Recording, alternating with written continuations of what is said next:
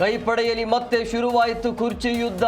ಅಪ್ಪನೇ 5 ವರ್ಷ CM ಎಂದಿದ್ದ ಯತೀಂದ್ರಗೆ DK ಕೆಂಡ. ಹೈಕಮಾಂಡ್ ಸತ್ತೋಗಿದೆ ಎಂದು ಕೇಸರಿ ವಾಕ್ಸಮರ.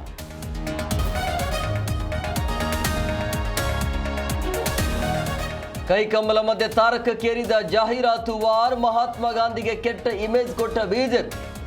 ಗಾಂಧಿ ಅಹಿಂಸಾ ತತ್ವಕ್ಕೆ ಧಕ್ಕೆ ಎಂದು ಕಾಂಗ್ರೆಸ್ ಕೆಂಡ.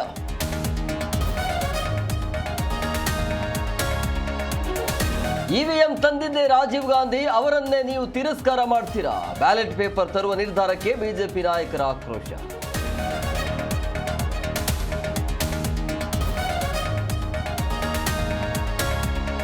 ಲಕ್ಕುಂಡಿಯಲ್ಲಿ ಪಂಚದೇಗುಲ ಬಾವಿಗಳ ಅನಾವರಣ. ಉತ್ಖನನ ಸ್ಥಳ ವೀಕ್ಷಿಸಿದ ಎಚ್.ಕೆ. ಪಾಟೀಲ್. ಸರ್ಕಾರಕ್ಕೆ ನಿಧಿ ಕೊಟ್ಟ ಕುಟುಂಬಕ್ಕೆ ಸಚಿವರ ಶ್ಲಾಘನೆ.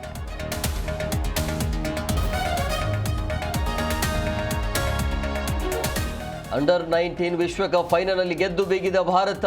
ವೈಭವ್ ಸೂರ್ಯವಂಶಿ ಆರ್ಭಟಕ್ಕೆ ಇಂಗ್ಲೆಂಡ್ ತತ್ತರ. 6ನೇ ಬಾರಿ ಕಿರೀಟ ಮುಡಿಗೇರಿಸಿಕೊಂಡ ಇಂಡಿಯಾ.